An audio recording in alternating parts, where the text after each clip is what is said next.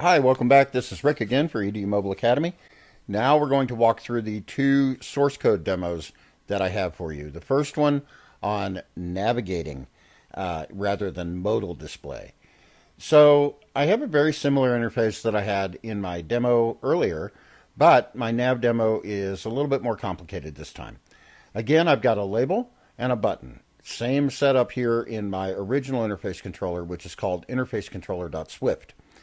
In my interface controller that I'm going to push with navigation, I have three labels that I'm going to populate and also a dismiss button.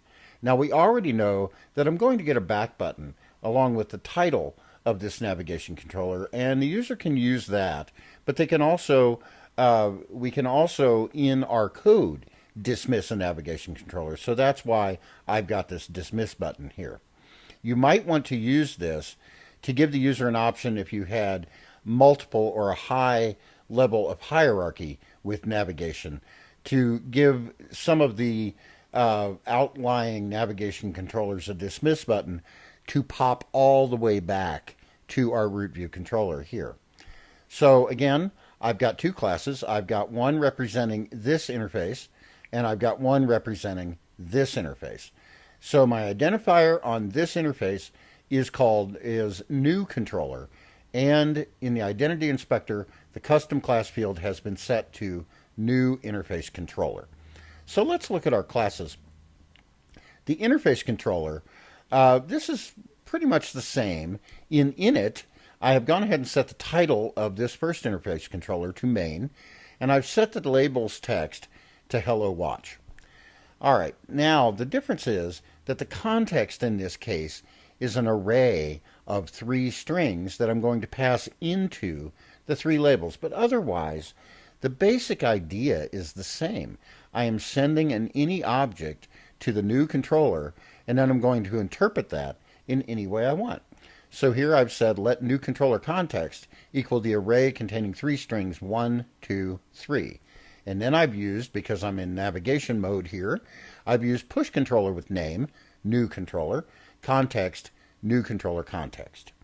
All right, so now when I receive that, sorry about that, when I receive that in my new interface controller, where do I receive it? Well, I'm going to receive it in awake with context. This is where I get this context object.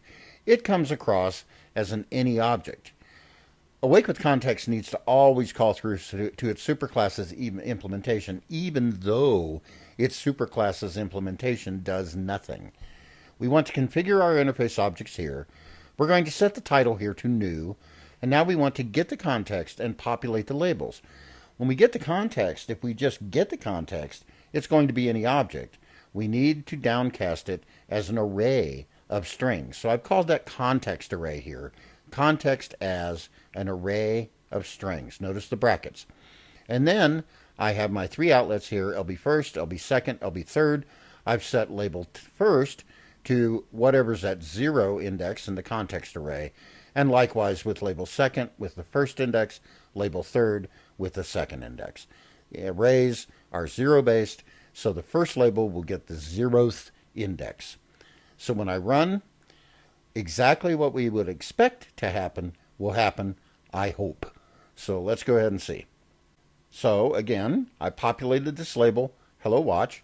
Notice that when I set the title, it sets the title up here, main. If I go to new controller, now I'm pushing navigation kind of style, and I have new with a little back indicator here, and then I've populated my strings 1, 2, 3. Of course, the user can dismiss by doing this, but they can also dismiss by clicking on the dismiss button.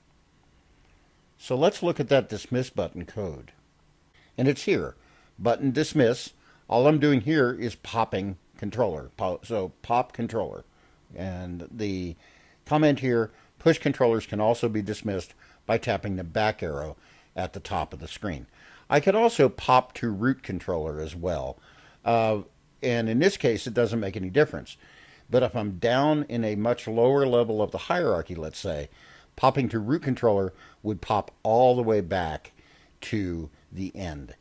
I have added also some code in the will activate and did deactivate method to tell me exactly when these two classes are being activated, or these two controllers are being activated and deactivated.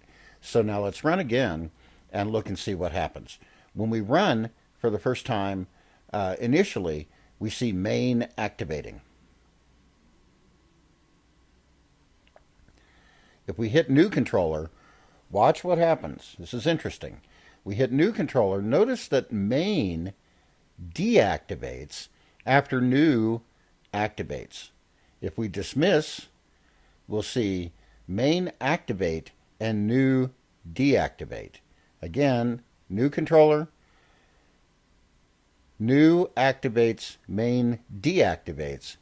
Dismissing this controller either with the button or with the back, main activates, new deactivates. And of course, if in our emulator, our watch emulator, we were able to hit a home button or something like that, then we would see main deactivate as well. Thank you very much.